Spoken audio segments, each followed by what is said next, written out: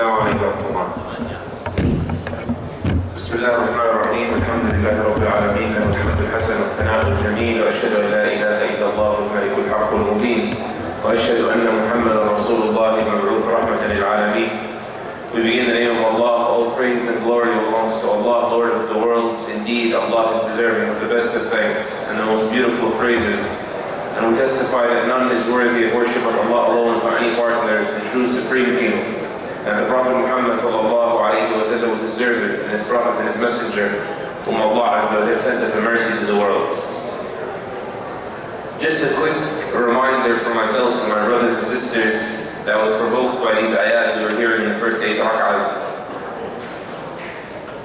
Every Muslim should know that every sane adult, whether non-Muslim or non-Muslim, is actively on a journey to Allah subhanahu wa ta'ala. On a journey to discover Allah tabaraka wa ta'ala, to recognize Allah azza wa jal, become that type of person that is observant of Allah, and hence His rights, and hence the rights of His creation. And that is why the Muslim should be that person that channels every phase of his life into a means of getting closer to Allah, discovering Allah, becoming acquainted with Allah Jalla Jalaluhu. Whether he's in high school or college, whether he's in marriage and kids, whether he's in success and riches and accomplishments, or he's in failure, disappointments, obstacles, poverty, whether he's healthy or sick, anything it may be, a person must mobilize all those towards this journey.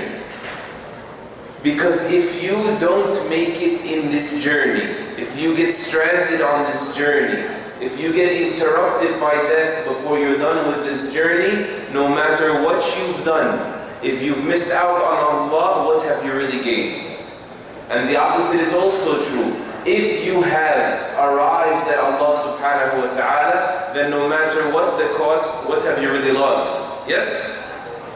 Otherwise, if you have not arrived, you could have attained world peace and solved world hunger and won 5 Nobel Prizes and made the whole planet Muslim. But if you haven't arrived, you failed. Because that's not why you're here. You're on a journey to Allah Azza wa Jal. So if the matter is so risky, so dangerous, how in the world do I know if I'm making ground in this journey or not? Allah Azza wa Jal, this loving, beautiful God, gave us tons of markers on the road to show us how well we're doing. Because there's no other midterm except looking in His book, checking here, that when you get there in the hereafter, there's no, oh, you messed up, try again. There is no second chance. So because He is that merciful, loving, compassionate God, He made it crystal clear to whoever looks in His book what it's like. Someone that is progressing in his journey, making ground, he's on the right track. We heard the ayah in the first few rak'at. Allah Azza wa Jalla speaks about the condition of the guided versus the misguided. And He said, and pay attention to this, because it's not one verse, this is a recurrent theme throughout the Quran. He says, أَوَمَنْ كَانَ مَيْتًا, is he better, the one that was dead? Compare them. فَأَحْيَيْنَاهُ, and then we gave him life, we brought him to life. وَجَعَلْنَا لَهُ نُورًا يَمْشِي بِهِ فِي النَّاسِ, and we granted him a light, we provided him a light by which he walks amidst the people. He's traveling with the lights on, he has the headlights on, he knows where he's going.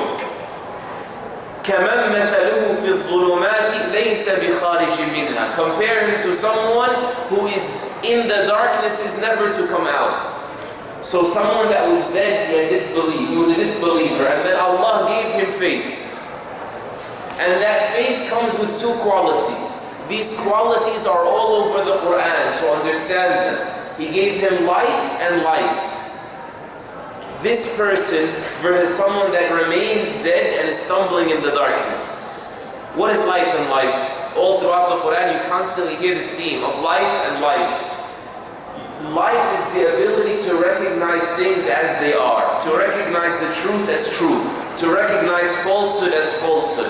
And that's half of guidance. Life, when something's alive, it has the ability to move. It's not a corpse. So the ability to move, to act in that direction. I see the sign and I can make my way to it. So guidance is the ability to realize truth correctly and to act upon it. Knowledge and actions. Do we have a crystal clear perception of what we know is true? Like we know that Allah is the greatest, and there's no might or power except by Allah, and that Allah Azza wa Jalla is so great that He made an entire universe and death and life just to be a test. We know that, but how clear is that truth to us? If it was truth, if it was easy, clear, crystal clear, if our light was bright, if you will, in our hearts, it would be easy to see this world as a chess. It would be easy to forgive someone, let go of a grudge. It would be easy to stand up in front of someone and not be afraid of them. It would be easy for a person to resist that temptation. It would be easy for a person to be consistent in his prayers. So ask yourself, how clear are these things to you? And if you see that you have a blurriness in your understanding about Allah, you can't help but assume things here and there. This is all of us. And we have a mix-up in our understanding, and that'll add to our weakness in our ability to act. Then how do I increase the life in my heart? How do I increase the light? I only have a minute left. Allah Azza wa Jal also made that very clear in His Quran, and He said, يَا أَيُّهَا الَّذِينَ آمَنُوا اسْتَجِيبُوا لِلَّهِ وَلِلرَّسُولِ إِذَا دَعَاكُمْ لِمَا يُحْيِيكُم. Believers, respond. That's the key.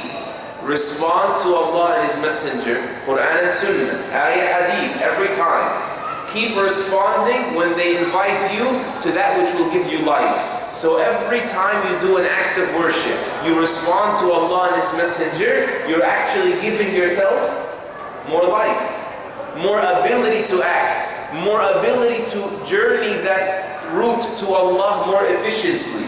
And by that, let me conclude by saying, when you make your salah, the better your salah is, the more you will become alive through it. The more it will light up your day for you. The big problems won't be so big anymore.